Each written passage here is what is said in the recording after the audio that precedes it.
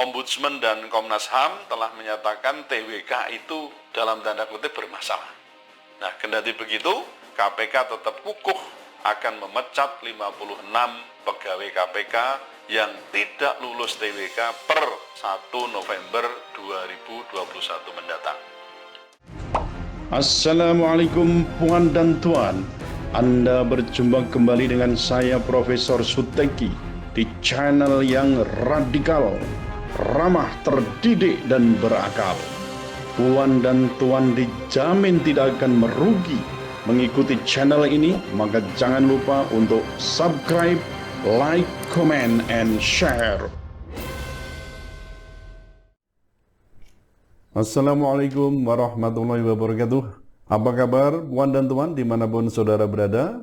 Bertemu kembali dengan saya Profesor Suteki di channel yang radikal, ramah, terdidik, dan berakal. Kali ini kita akan review berita, yakni atas putusan atas terdakwa Samintan yang dinilai kontroversial. Ini suap ataukah pemerasan? Atau suap melalui pemerasan? Atau ini hanya sekedar gratifikasi, tapi gratifikasi yang tidak dilaporkan. Nah, puan dan tuan, Samintan ditetapkan sebagai tersangka oleh KPK sejak tanggal 1 Februari 2019 dan sempat beberapa kali mangkir dipanggil penyidik. Kemudian pada tanggal 17 April 2020, KPK menetapkan Samintan sebagai buronan dan berhasil ditangkap pada tanggal 5 April 2021.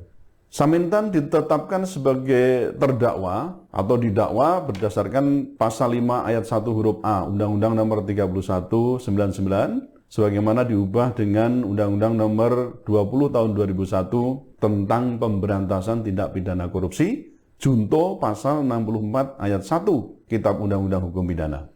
Atas dakwaan tersebut, jaksa menuntut kepada hakim untuk menjatuhkan pidana terhadap terdakwa Samintan dengan pidana penjara selama 3 tahun dan dipidana denda sebesar 250 juta, subsidiar 6 bulan kurungan.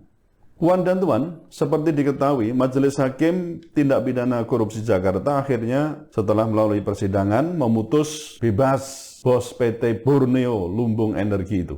Sebelumnya, Samintan didakwa memberi suap kepada mantan Wakil Ketua Komisi 7 Komisi Energi di DPR, dan hakim menyatakan ia tidak bersalah.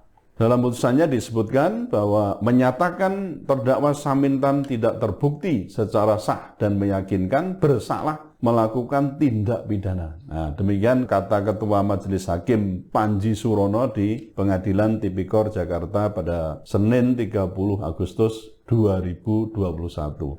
Kemudian saya peroleh berita di tribunnews.com Jakarta pada tanggal 30 Agustus 2021 diberitakan bahwa pemilik PT Borneo Lumbung Energi dan Metal Tbk, PT BLEM, Samintan diputus bebas oleh Majelis Hakim Pengadilan Tipikor Jakarta dalam perkara dugaan suap Wakil Ketua Komisi 7, Komisi 7 DPR RI Eni Maulani Saraghe.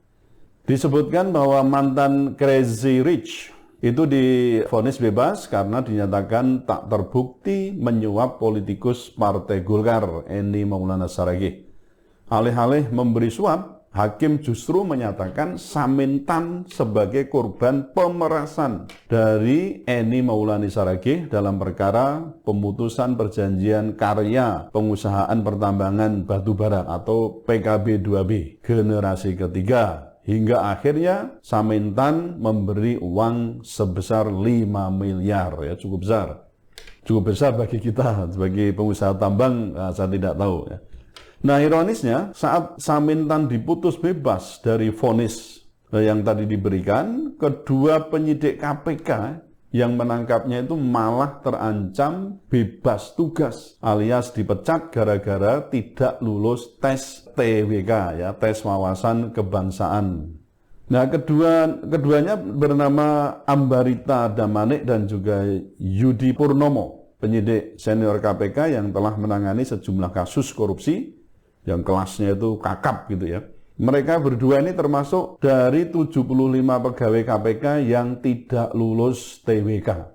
KPK menilai Damanik dan Yudi sudah tidak bisa dibina lagi. Padahal kita juga tahu bahwa Ombudsman dan Komnas HAM telah menyatakan TWK itu dalam tanda kutip bermasalah. Nah, kendati begitu, KPK tetap kukuh akan memecat 56 pegawai KPK yang tidak lulus TWK per 1 November 2021 mendatang. Nah, atas fakta ini, Tempo.co Jakarta pada tanggal 12 September 2021 melansir berita yang berjudul "Dunia Terbalik, Buronan divonis bebas, penyidik KPK yang menangkap bebas tugas." Disebutkan di Tempo itu bahwa dunia terbalik, hampir segala sisi kehidupan saat ini mengalami pembalikan. Apalagi di era pandemi yang terjadi seperti sekarang ini. Kabar positif justru ada rasa sedih termangu di baliknya. Positif COVID-19 misalnya. Aktivitas yang dulu bisa dilakukan dengan mudah, kini dibatasi bahkan dilarang. Dunia terbalik juga mulai menjalar ke KPK. Dikatakan di Tempo begitu, lembaga pemberantasan korupsi atau kini menginginkan sebagai lembaga pencegahan korupsi. Ya padahal namanya pemberantasan itu juga termasuk di dalamnya apa? Preventif ya, upaya untuk pencegahan. Statement Tempo ini didasarkan pada cuitan Giri Suprabdiono. Ini juga salah satu direktur di KPK ya, sebagai penyidik juga. Di akun Twitter @giri_suprabdiono pada tanggal 31 Agustus 2021. Di akun itu dinyatakan begini bahwa Samintan bebas, yang nangkap buron bebas tugas. Cuitan Pak Giri ini dibarengi dengan unggahan foto yang menampilkan saat Samintan digiring oleh kedua penyidik KPK tersebut. Nah, dalam ini saudara sekalian, saya merasa prihatin atas peristiwa bebasnya Samintan dan terancamnya kedua penyidik KPK yang tadi menangkap ya Samintan ketika menjadi buron itu terancam untuk dipecat. Di mana dalam hal ini saya tanyakan sense of crisis terhadap pemberantasan tindak pidana korupsi yang sering kita katakan sebagai tindak pidana yang sifatnya itu extraordinary. Nah, saya tanyakan ini baik kepada hakim ya terkait dengan putusan Samintan tadi maupun kepada KPK. Nah, rencana pemecatan terhadap pegawai KPK yang tidak lulus TWK nanti rencananya ya tanggal 1 November tahun 2021 ini. Jaksa penuntut umum KPK mengajukan kasasi terhadap putusan bebas Pengadilan Tipikor Jakarta tadi.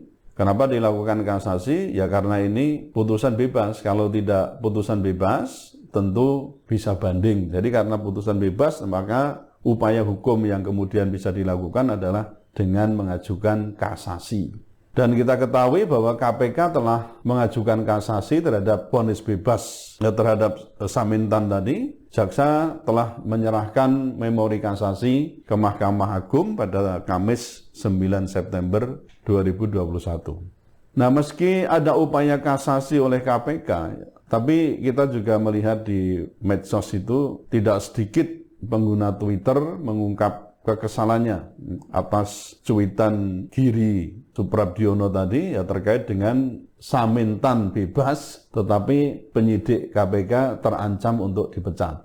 Di Tempo disebutkan bahwa misalnya akun @rahmaniarbatim ya menyebutkan KPK sebagai kepanjangan dari Komisi Pengayom Koruptor. Alamak, ya, hukum apa pula ini? Komisi Pengayom Korupsi. Selamat, mari berpesta pora, duhai koruptor. Negeriku ini sangat welcome kepada kalian. Ini tulis atau cuitan dari Rahmaniar Baftim. Kemudian juga ada komentar yang cukup pedas yang lain, yaitu misalnya di akun Sunyi 86338027. Di situ ditulis, berpesta poralah para koruptor di negeri ini. Di saat hukum bisa dipermainkan oleh oknum-oknumnya.